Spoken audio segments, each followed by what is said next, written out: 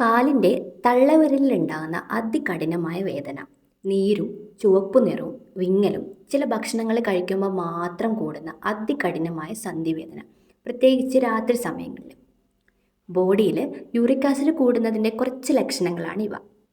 ഈ വീഡിയോയിലൂടെ uric acid കൂടാനുള്ള കാരണങ്ങളും അതിനെ എങ്ങനെ കുറച്ച് കൊണ്ടുവരാൻ പറ്റുമെന്നും നമുക്ക് നോക്കാം. എല്ലാവർക്കും നമസ്കാരം. ഞാൻ doctor Nandana. Welcome to today's video. എന്താണ് യൂറിക് ആസിഡ്? നമ്മുടെ ബോഡിയിൽ പ്യൂരിൻ എന്നൊരു പദാർത്ഥത്തിൻ്റെ മെറ്റബോളിസത്തിൻ്റെ ഭാഗമായിട്ടുണ്ടാവുന്ന ഒരു ബൈ പ്രൊഡക്റ്റ് മാത്രമാണ് യൂറിക് ആസിഡ്.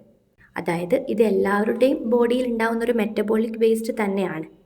സാധാരണയായി ഇത് മൂത്രത്തിലൂടെ പുറന്തള്ളപ്പെടുകയാണ് ചെയ്യുന്നത്. പക്ഷേ ചില ആൾക്കാരിൽ ഇത് കൃത്യമായി പുറത്തു പോവാതെ വരികയും രക്തത്തിൽ യൂറിക് ആസിഡ് കൂടി നിൽക്കുന്ന ഹൈപ്പർ യൂറിസീമിയ എന്നൊരു കണ്ടീഷൻ ഉണ്ടാവുകയും ചെയ്യുന്നു. എന്തുകൊണ്ട് ചില ആൾക്കാരിൽ മാത്രം ഇത്തരത്തിൽ യൂറിക് ആസിഡ് കൂടി നിൽക്കുന്നു എന്നതിൻ്റെ കാരണങ്ങൾ നമുക്ക് നോക്കാം. ഇതിന് പല കാരണങ്ങളാണുള്ളത്. ഇതിൽ ഏറ്റവും പ്രധാനമായിട്ട് നമുക്ക് പറയാനുള്ളത് ഭക്ഷണ രീതിയാണ്. നമുക്കറിയാം, പ്യൂരിൻ കൂടുന്നതിനനുസരിച്ച് യൂറിക് ആസിഡിൻ്റെ അളവും നമ്മുടെ ബോഡിയിൽ കൂടും. പ്യൂരിൻ കൂടുതലടങ്ങിയ ഭക്ഷണങ്ങൾ ഏതൊക്കെയാണെന്ന് നോക്കുകയാണെങ്കിൽ പ്രധാനമായും 3 എണ്ണമാണ്. അതായത് ഗ്ലൂട്ടൻ അടങ്ങിയ ഭക്ഷണങ്ങൾ, ഹൈ ഫ്രക്ടോസ് കോൺ സിറപ്പ് അടങ്ങിയ ഭക്ഷണങ്ങൾ, ഈസ്റ്റ് അടങ്ങിയ ഭക്ഷണങ്ങൾ. ഇത് 3ആണ് പ്രധാനമായും യൂറിക് ആസിഡ് ബോഡിയിൽ കൂടാൻ കാരണമാവുന്നത്. ഇതിൽ ഗ്ലൂട്ടൻ അടങ്ങിയ ഭക്ഷണങ്ങൾ നോക്കുകയാണെങ്കിൽ ബ്രെഡ്, ഓട്സ്, ബാർലി എന്നീ ഭക്ഷണങ്ങളിൽ ഗ്ലൂട്ടൻ അടങ്ങിയിട്ടുണ്ട്. ഇത് യൂറിക് ആസിഡ് കൂടുതലാക്കാനുള്ള സാധ്യതയുണ്ട്. അടുത്തതായി ഹൈ ഫ്രക്ടോസ് കോൺ സിറപ്പ് അടങ്ങിയ ഭക്ഷണങ്ങൾ, അതായത് നമ്മൾ പുറത്ത് കടയിൽ നിന്ന് വാങ്ങിക്കുന്ന സ്വീറ്റ്സിലും ജ്യൂസിലും മധുര പലഹാരങ്ങളിലൊക്കെ കൂടുതലായും ഹൈ ഫ്രക്ടോസ് കോൺ സിറപ്പ് ഉണ്ട്. ഇതും യൂറിക് ആസിഡിൻ്റെ അളവ് ബോഡിയിൽ കൂട്ടും. ഈസ്റ്റ് അടങ്ങിയ ഭക്ഷണങ്ങൾ ഏതൊക്കെയാണെന്ന് നോക്കുകയാണെങ്കിൽ ബിയർ, ബ്രെഡ്, മുന്തിരി പോലെയുള്ള ഭക്ഷണങ്ങളാണ്. മറ്റ് ചില ഭക്ഷണങ്ങൾ പറയുകയാണെങ്കിൽ പ്യൂരിൻ്റെ അളവ് കൂടുതലുള്ള ചില കടൽ മത്സ്യങ്ങൾ, പിന്നെ റെഡ് മീറ്റ് ആയിട്ടുള്ള ബീഫ്, ചീര, കോഫി, ബിയർ പോലെയുള്ള ഭക്ഷണങ്ങളിലൊക്കെ യൂറിക് ആസിഡിൻ്റെ അളവ് കൂടാനുള്ള സാധ്യത ഉണ്ട്. അടുത്തൊരു കാരണമാണ് അമിതവണ്ണവും പ്രമേഹവും. അമിതവണ്ണവും പ്രമേഹവും ഉള്ളവർക്ക് യൂറിക് ആസിഡിൻ്റെ അളവ് കൂടി നിൽക്കാനുള്ള സാധ്യത വളരെ കൂടുതലാണ്. കാരണം പ്രമേഹമുള്ള ആൾക്കാരിൽ ഇൻസുലിൻ റെസിസ്റ്റൻസ് കൂടുതലായിരിക്കും. ഇത് കാരണം കിഡ്നികൾക്ക് ശരിയായിട്ട് യൂറിക് ആസിഡിനെ പുറന്തള്ളാൻ കഴിയാതെ വരും.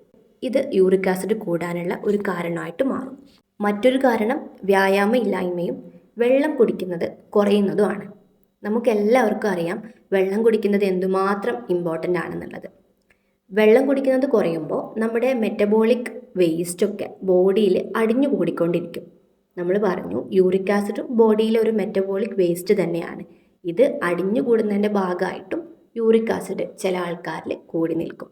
അപ്പോൾ വെള്ളം കൂടി കുറയുന്നതും യൂറിക് ആസിഡ് കൂടാനുള്ള ഒരു കാരണമായിട്ട് മാറും.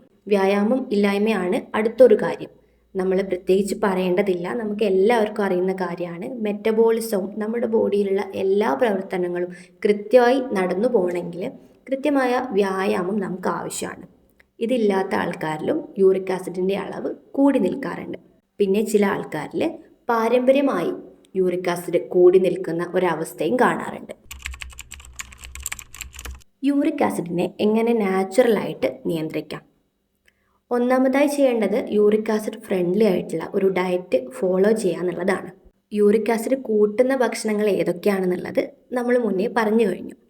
ആദ്യമായിട്ട് അവോയ്ഡ് ചെയ്യേണ്ടത് ഈ ഫുഡ്സ് തന്നെയാണ്.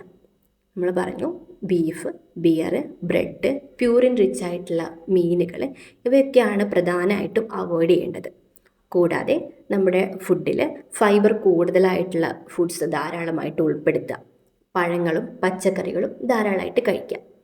ഇതൊക്കെ ആണെങ്കിലും യൂറിക് ആസിഡ് കൂടുതലുള്ളവർ ഈ ജനറൽ ആയിട്ടുള്ള ഡയറ്റ് ഫോളോ ചെയ്യാതെ ഒരു ഡോക്ടറുടെ നിർദ്ദേശപ്രകാരം മാത്രം ഡയറ്റ് ഫോളോ ചെയ്യാൻ ശ്രമിക്കുക. കാരണം ഞാൻ പറഞ്ഞത് എല്ലാവർക്കും ജനറലി അഡ്വൈസ് ചെയ്യുന്ന ഡയറ്റാണ് ഇപ്പോൾ ഞാൻ പറഞ്ഞത്. പക്ഷേ യൂറിക് ആസിഡിൻ്റെ അളവും യൂറിക് ആസിഡ് കാരണമുള്ള ലക്ഷണങ്ങളും പലരിലും പല രീതിയിലാണ് കാണാറ്. അപ്പോൾ ഒരാൾക്ക് നമ്മൾ അഡ്വൈസ് ചെയ്യുന്ന ഡയറ്റ് ആയിരിക്കില്ല മറ്റൊരാളുടെ ബോഡിക്ക് ആവശ്യമായിട്ട് വരിക. അതുകൊണ്ട് അസുഖ വിവരങ്ങളെല്ലാം പറഞ്ഞ് ഒരു ഡോക്ടറുടെ അടുത്തുനിന്നോ അല്ലെങ്കിൽ ഒരു ന്യൂട്രീഷനിസ്റ്റിൻ്റെ അടുത്തുനിന്നോ കൃത്യമായിട്ടുള്ള ഡയറ്റ് സ്വീകരിക്കുന്നതാണ് എപ്പോഴും നല്ലത്. അടുത്തത് വ്യായാമമാണ്. നമുക്കറിയാം എന്തുമാത്രം ഇമ്പോർട്ടൻ്റ് ആണ് എക്സസൈസ് എന്നുള്ളത്. മെറ്റബോളിസം നന്നായി നടന്നാൽ മാത്രമേ നമ്മുടെ ബോഡി വേസ്റ്റൊക്കെ പ്രോപ്പറായിട്ട് പുറന്തള്ളപ്പെടുകയുള്ളൂ. അതുവഴി ബോഡി വെയ്റ്റ് കൂടുതലുള്ളവർക്ക് ബോഡി വെയ്റ്റ് ഒന്ന് കൺട്രോൾ ചെയ്യാനും ഇത് യൂറിക് ആസിഡിൻ്റെ അളവ് കുറച്ച് കൊണ്ടുവരാനും നമ്മളെ സഹായിക്കും. വെള്ളം ധാരാളമായിട്ട് കുടിക്കാം. അതും നമ്മൾ പറഞ്ഞു കഴിഞ്ഞ കാര്യമാണ്. നമ്മുടെ ബോഡിയിലെ മെറ്റബോളിക് വേസ്റ്റ് ആയിട്ടുള്ള യൂറിക് ആസിഡിനെ പുറന്തള്ളണമെങ്കിൽ കിഡ്നിക്ക് നമ്മൾ ധാരാളമായിട്ട് വെള്ളം കുടിക്കുന്നത് അത്യാവശ്യമാണ്. അപ്പോൾ നമ്മൾ ഈ പറഞ്ഞ കാര്യങ്ങളൊക്കെ ഫോളോ ചെയ്താൽ തന്നെ യൂറിക് ആസിഡിൻ്റെ അളവ് നമുക്ക് നന്നായിട്ട് കുറച്ച് കൊണ്ടുവരാൻ കഴിയും. പക്ഷേ ഇതൊക്കെ ചെയ്താലും ചില ആൾക്കാരിൽ യൂറിക് ആസിഡിൻ്റെ അളവ് കുറയാതെ നിൽക്കുകയാണ്. ഇങ്ങനെ കാണുകയാണെങ്കിൽ തീർച്ചയായും നമ്മൾ ഡോക്ടറെ കണ്ട് മരുന്നുകൾ കൂടെ കഴിക്കേണ്ട ഒരു ആവശ്യമുണ്ട്. കൃത്യമായ മരുന്നുകൾക്കൊപ്പം ഈ കാര്യങ്ങളൊക്കെ നമ്മൾ ഫോളോ ചെയ്യുകയാണെങ്കിൽ ഉറപ്പായും നമുക്ക് യൂറിക് ആസിഡിനെ കംപ്ലീറ്റ് ആയി കൺട്രോൾ ചെയ്ത് കൊണ്ടുവരാൻ പറ്റും. യൂറിക് ആസിഡിനെ പറ്റിയുള്ള പ്രധാന കാര്യങ്ങളെല്ലാം നിങ്ങൾക്ക് മനസ്സിലായി എന്ന് വിചാരിക്കുകയാണ്. വീഡിയോ ഇഷ്ടമായാൽ ലൈക്ക് ചെയ്യുക, ഷെയർ ചെയ്യുക, ഓൾസോ സബ്സ്ക്രൈബ് കൂടെ ചെയ്ത് സഹായിക്കാം. അപ്പോൾ ഇനി നെക്സ്റ്റ് വീഡിയോയിൽ കാണാം. ബൈ.